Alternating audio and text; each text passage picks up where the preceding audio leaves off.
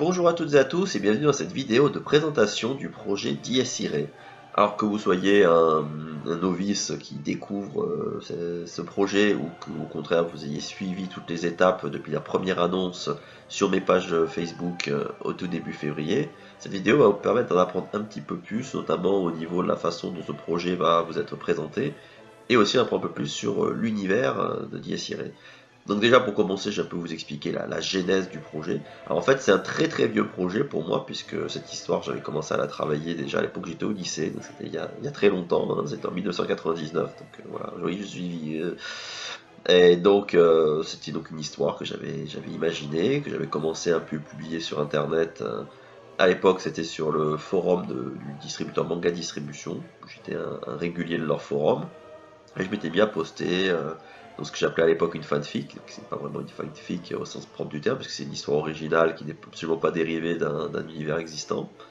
Et donc j'avais publié là, j'avais produit quand même une quinzaine d'épisodes, ce qui correspondait à la totalité du premier cycle, et j'avais juste entamé le début du deuxième cycle. Mais en fait, à l'époque j'étais un peu immature, puis j'ai eu d'autres priorités, on va dire. Donc j'ai mis fin à cette aventure et j'en étais resté là. Ça restait toujours dans un coin de ma tête, mais j'avais pas poussé plus loin l'expérience. Donc, après les années passant, après toutes les aventures que j'ai vécues avec l'équipe de la Fungli, ensuite d'Olidri, notamment via Noob, c'est vrai que malgré tout, j'avais toujours quand même envie un jour de ramener cette série sur le devant de la scène. Et c'est vrai que, arrivé sur les derniers mois, quand j'ai vu vraiment le cadeau que vous avez fait à la communauté avec la trilogie, que j'ai vu Fabien aussi vivre de son art en sortant en roman et en BD du Noob, je me suis dit, bah, après tout, lui il l'a fait, il y a Fred, donc Sparadrap qui avait sorti Golem, je sais qu'il y a d'autres membres de l'équipe aussi qui travaillent là-dessus, donc je me suis dit, après tout, pourquoi moi je me devrais content, je contenterais de le garder dans ma tête, moi aussi, je peux essayer de tenter ma chance et de présenter au public ce que j'avais dans l'esprit. Donc c'est là qu'est venu l'idée de ressusciter le projet Dies Irae, qui à l'époque s'appelait Armageddon. Mais bon, quand on a voulu le relancer, on s'est dit bon l'Armageddon c'est vraiment trop Bruce Willis sur les bords. Donc c'est là que j'ai réfléchi, j'ai pensé au nom de Dies Irae, qui notamment à la base j'avais tiré un peu c'est un nom de mouvement qu'on retrouve beaucoup dans la musique classique. Mais même le nom en latin, ça fait jour de colère, et c'est un petit peu aussi un hymne aux morts, et c'est vrai que le nom collait bien avec l'univers de la série, et j'y reviendrai un peu plus tard, maintenant je vais finir la genèse. Donc en fait, quand j'ai voulu relancer ce projet, à l'époque, quand j'avais commencé à le faire, j'avais un ami, c'était mon meilleur ami au collège-lycée, qui lui était plutôt porté sur le dessin, et donc on avait un peu échangé sur ce projet-là, on avait discuté, il m'avait fait des designs de personnages et tout, et vraiment on avait bien avancé là-dessus, puis donc moi j'ai arrêté, lui il a continué un peu à faire du dessin à côté, comment dire, en passion. Il a essayé de se lancer dans l'édition professionnelle, mais malheureusement son style de dessin ne lui a pas permis de matcher avec ce que voulaient les éditeurs français. Et pareil, lui aussi, du coup, à force, avec les obligations de la vie d'adulte, le travail, tout ça, il avait un petit peu mis entre parenthèses le dessin. Et c'était milieu d'année dernière, si je me souviens bien, vers milieu 2016. Je me suis dit, ben, tiens, avec Olidri, l'Olidri d'édition qui se lance, qui commence un peu à promouvoir des auteurs indépendants, donc Fabien, lui, avait bien assis son univers, avait donné des bonnes bases pour l'éditeur, qui avaient commencé à sortir Golem, qui avaient à sortir Mekaz. Je me suis dit, bah, tiens, ça peut peut-être être l'occasion, donc j'ai sondé le terrain auprès de mon meilleur ami. Et donc je lui en ai parlé, il m'a dit bah tiens c'est rigolo que tu m'en parles, puisque là je me suis remis un peu à dessiner moi aussi comme ça pour le plaisir. Donc après tout, ouais, pourquoi pas essayer de redonner vie à ce projet. Donc j'en ai parlé à Anne-Laure, qui joue Gaïa dans Noob, qui est la directrice d'édition de l'Idri Édition. Donc je lui ai présenté le projet au début comme une BD, mais elle m'a dit, vu le marché, vu les coûts que ça a, je suis pas certain que la bande dessinée ce soit une bonne idée. Donc du coup, on a décidé de s'orienter vers la light novel, sachant que disons, le principe de la light novel, donc c'est du texte et des illustrations, donc ça collait bien, puisque moi je suis plus, on va dire, romanesque entre guillemets que BD. Donc en plus ça permettait d'intégrer les dessins de mon collègue. Et puis en plus la light novel, comme c'est très basé sur les dialogues, c'est vrai que moi j'aime bien raconter des histoires, creuser, à rentrer dans la psychologie des persos. Passer 3 pages à décrire une tenture d'un rideau ou l'architecture d'un immeuble, j'avoue que ça me fait pas triper. Je préfère vraiment passer 3 pages sur un dialogue plutôt que passer 3 pages sur la descriptif. Donc c'est vrai que comment ça se dit, le format de la light novel correspondait bien à ce qu'on comptait faire. Donc en plus, Fabien m'a dit que dans le cadre de l'IDRI, il avait dans l'idée de faire quelque chose dans ce support-là qui n'est pas connu en France. Donc on a commencé à travailler dessus tranquillement. J'ai produit le premier chapitre. Mon collègue, donc non plus Midra Will, hein, je vous en parle mais je vous ai pas dit son nom, m'a produit des illustrations pour le premier chapitre. Et on a commencé petit à petit à avancer sur le deuxième, mais c'est vrai que là, on est arrivé début 2017. Et j'ai profité du Grand Rex pour le dernier film de nous, pour en parler un peu avec Fabien, avec Anne-Laure, tout ça, savoir ce qu'ils comptaient faire justement par la light novel. Ils ont dit, bah, pour le moment, on va faire le test avec la light novel de Doubrirol, oui, Doubrirol, et on va faire un Tipeee pour lancer, voir quels sont les retours et voir si le format peut plaire. Donc du coup, bah, comme eux, a priori c'est ce qu'ils allaient faire, je me suis dit, bah, après tout, pourquoi pas, je vais me lancer aussi en direct. C'est là que du coup, bah, j'ai lancé la page Facebook. Et puis je vais faire en parallèle un Tipeee. Donc pourquoi un Tipeee? Déjà, bon, je vous préviens, vous inquiétez pas, l'histoire sera proposée gratuitement. Vous pourrez y accéder, vous n'avez pas besoin de donner pour participer pour pouvoir profiter de l'aventure et lire les histoires. Vraiment, le Tipeee, c'est vraiment voilà, le principe du type, c'est-à-dire en gros, si vous aimez ce qu'on fait, si vous aimez l'histoire, si vous aimez les dessins que fait Midra Will, vous nous donner un petit quelque chose, ça nous permettra de nous aider dans la poursuite du projet.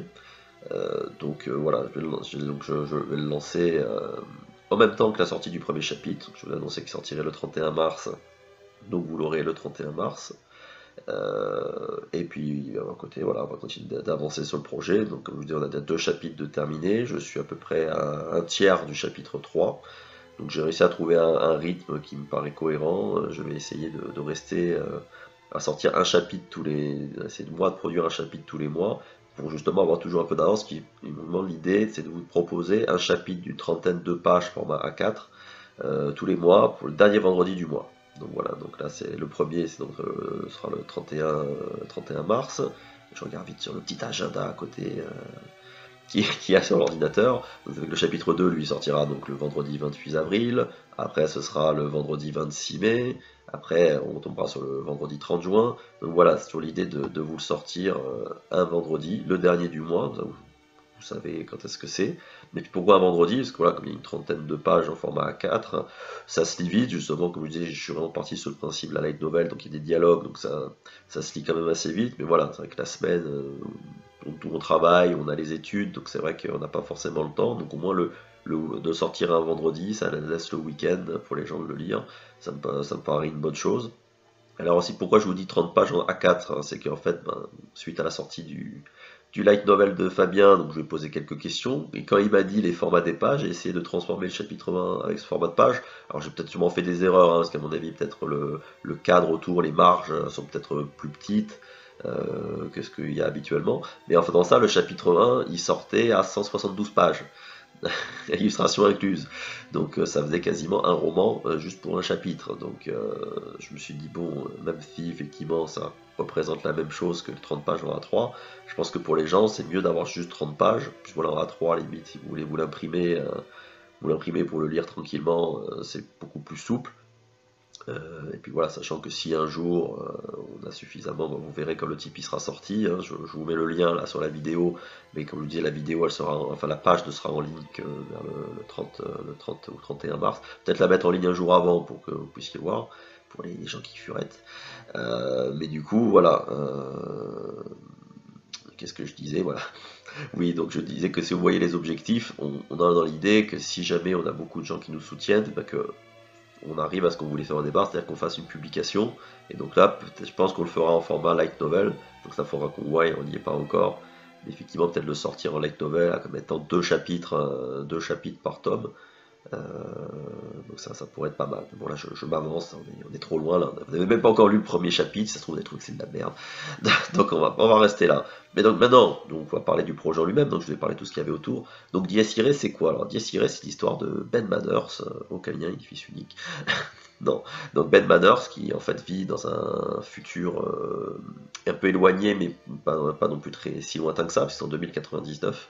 Donc il vit dans la New York, qui est en fait la ville qui a remplacé la New York City actuelle, puisqu'en fait, sans trop rentrer dans les détails, donc entre notre époque, donc 2017 et 2099, il s'est passé beaucoup de choses sur la planète, il y a eu des guerres, tout ce genre de choses, donc ça permet d'avoir un monde proche du nôtre, mais avec quand même quelques évolutions technologiques plutôt aux âges. Et donc, quand l'histoire commence, donc lui il vit là-bas avec son épouse, il est directeur juridique dans une grande société. Et au début de l'histoire, eh ben, il lui arrive un accident qui le plonge dans le coma pendant plusieurs jours. Et quand il se réveille, ben, il se découvre un pouvoir qu'il n'avait pas avant. Et ben, du coup, ce pouvoir qui arrive, ça va intéresser certaines forces. Et du coup, ben, il va se retrouver au milieu d'une petite guerre à des niveaux qu'il n'aurait jamais imaginé. Donc là, je reste très vague parce que je veux vous garder un peu la surprise de la découverte quand le premier chapitre sortira. Mais donc voilà, c'est un peu l'idée d'un. On va dire sur le début c'est classique, c'est un personnage comme Monsieur Tout le Monde qui se retrouve d'un seul coup plongé dans l'extraordinaire. Au début, je m'étais un peu, dans l'idée que j'avais eue quand j'y avais pensé à l'époque du lycée, je m'étais un peu inspiré des séries comme on va dire Charmed ou Buffy. Voilà, au début c'était un peu le monstre de la semaine, on va dire. C'était un personnage tout à fait normal qui se trouvait embringué dans un univers comme ça. C'est vrai qu'à l'époque, moi j'avais vu, c'était l'époque où il y avait beaucoup de groupes de filles. Et ça, je me disais, il n'y a que des filles, il n'y a plus de héros garçons. Donc j'ai pourquoi. Et c'est vrai que souvent, c'était affronter des monstres, des sorciers, des démons. Et je me disais, bah, pourquoi pas pour une fois inverser la tendance et du coup mettre en antagoniste des anges. Donc après, bon, depuis, j'ai découvert d'autres univers et j'ai vu que c'était pas du tout nouveau, puisque par exemple Constantine, dans la série Hellblazer, ça lui arrive de rencontrer des anges aussi. Donc, voilà, c'était le point de départ, on va dire, de cette histoire. Donc tout au long de l'histoire, donc on verra différents anges, on verra forcément des démons, hein, parce qu'on va utiliser tout l'imaginaire, toute la mythologie autour du paradis et tout ça. Et donc voilà, donc avec toujours la question, bah, d'où viennent les pouvoirs de Ben? Est-ce que c'est juste son accident qui les a réveillés, ou est-ce qu'il y a quelque chose, est-ce que ça cache quelque chose? Donc voilà, je vous en dis pas plus, je vous laisse découvrir la série donc dans moins d'une semaine maintenant. Euh, donc voilà, donc je vous disais, ce sera à peu près une trentaine de pages, une fois par mois. Euh, L'histoire a été pensée pour être en 3 cycles, du 14 à 15 chapitres chacun. Alors sachant que pour les 2 premières saisons, je m'étais fait un découpage précis à l'époque où j'avais imaginé, la saison 3, comme je suis jamais arrivé, c'est plus nébulaire, donc ça peut être peut-être plus long, plus court, mais même par rapport au découpage que j'avais eu, déjà je vois pour la saison 1, enfin le premier cycle plutôt, il y a déjà des changements, qui était à l'époque le chapitre 4 est devenu chapitre 3, et inversement, il est possible qu'il y ait des histoires, des épisodes qui soient fondus en un seul, je sais qu'il y a des changements, il y a des personnages qui prennent de l'importance que j'avais pas prévu. Mais ça qui est bien, c'est qu'en fait de l'avoir mûri pendant tout ce temps, je me suis abreuvé de toutes les séries, tous les films que j'ai pu voir ou lire depuis plus d'une quinzaine d'années maintenant. Et je pense que là, le produit que je vais vous proposer sera vraiment 100 fois meilleur de ce que j'avais pu faire à l'époque. Donc si parmi les personnes qui regardent ces vidéos, il y avait quelques personnes qui avaient lu l'Armageddon à l'époque, relisez Dies Irae maintenant, vous verrez, il y a quelques changements qui, je pense, vous paraîtront très sympathiques. Donc voilà, donc je vous donne rendez-vous le 31 mars pour le premier chapitre, en espérant que ça vous plaise, que ça vous donne envie d'en découvrir plus. Et j'espère aussi que les illustrations de mon collègue Midrawil sauront vous séduire. Et quoi qu'il en soit, ben, on se retrouvera sur mes pages Facebook, donc je vous mets les liens. On pourra se retrouver sur la page Tipeee si vous nous faites l'honneur de nous soutenir. Et puis en tout cas, je vous dis à très bientôt pour de nouvelles histoires autour de Dies Irae. A bientôt.